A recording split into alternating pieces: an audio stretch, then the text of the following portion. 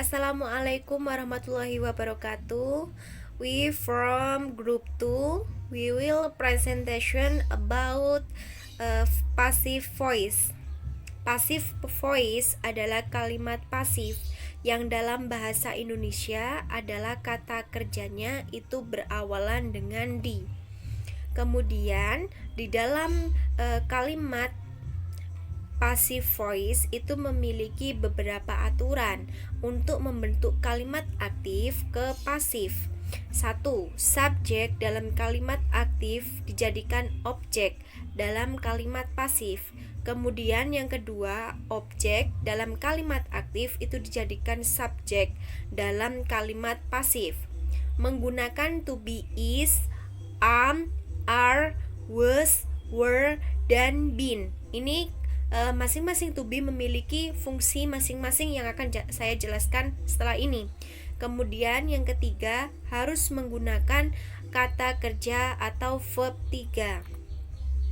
Baik teman-teman, saya akan menjelaskan tentang yang pertama dulu, yaitu present tense. Present tense itu rumusnya adalah subjek, to be-nya hanya 3. Kita menggunakan 3, yaitu apa saja? Is, am, dan are.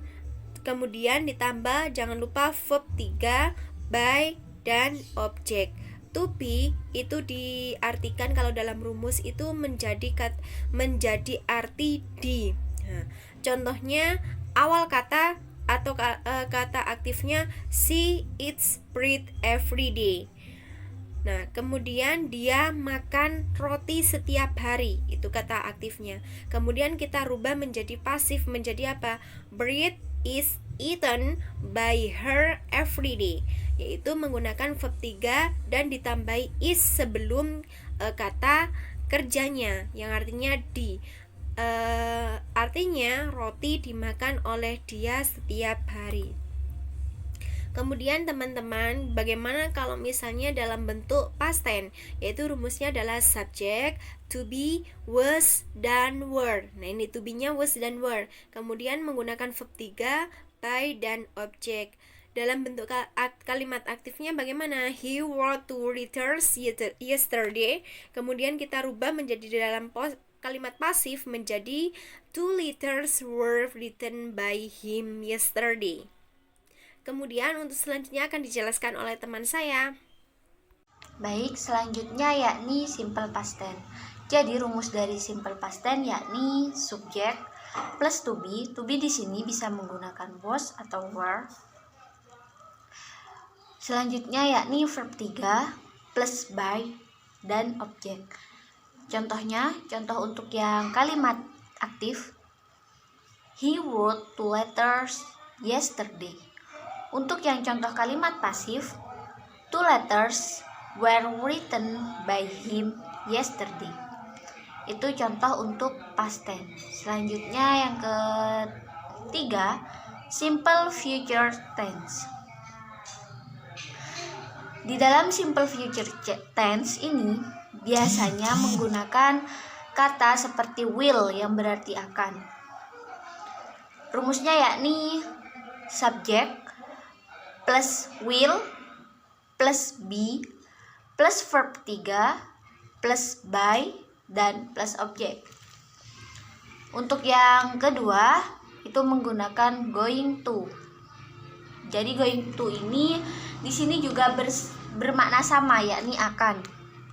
Rumusnya yakni subjek plus to be plus going to plus be plus verb 3 dan plus by juga plus objek.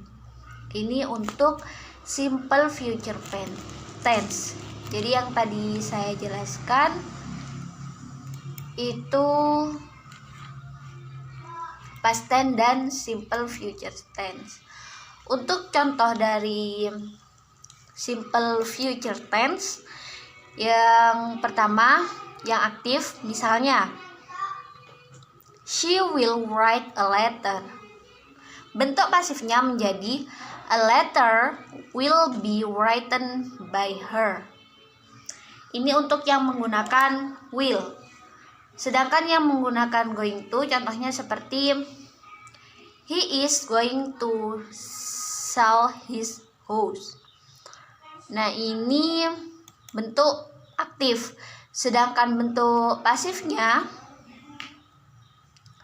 you will be visited by me tomorrow. Jadi jangan dilupakan kalau di simple future tense ini menggunakan verb 3. Sekian yang dapat saya jelaskan. Untuk selanjutnya akan dilanjutkan oleh rekan saya. Baik, di sini saya akan melanjutkan penjelasan dari teman saya. Yaitu di sini saya akan menjelaskan tentang let's practice yang artinya ayo berlatih. Nah, di sini let's ialah singkatan dari let plus us yang berarti mari kita. Kata let's memiliki fungsi untuk memberikan saran atau suggestion atau kalimat ajakan. Pola yang digunakan untuk membentuk suatu kalimat yang menggunakan kata let's atau let's ialah let plus us plus verb 1. Contohnya di sini, the court will try the case next week, yaitu artinya pengadilan akan mengadili kasus ini minggu depan, seperti itu. Baik, seperti itu penjelasan dari saya, singkat kata. Selanjutnya akan dilanjutkan oleh teman saya. Baik, saya akan melanjutkan penjelasan dari teman saya, yaitu tentang let's practice, yaitu ayo berlatih. Adapun kalimat aktifnya yaitu the court will try the case next week. Adapun yang artinya pengadilan akan mengadili kasus ini minggu depan. Adapun kalimat pasifnya yaitu the case will be tried by the court next week, yaitu kasus ini akan diadili oleh pengadilan minggu depan. Jadi kalau kalimat pasif itu diawali dengan di, sedangkan kalimat aktif itu diawali dengan me. Adapun contoh selanjutnya yaitu kalimat aktifnya his landlord asked him to move, yang artinya tuan tanahnya memintanya untuk pindah. Adapun kalimat pasifnya yaitu he was asked by his landlord to move, yang artinya dia diminta oleh pemiliknya untuk pindah. Sekian penjelasan dari kami. Kami akhiri. Wassalamualaikum warahmatullahi wabarakatuh.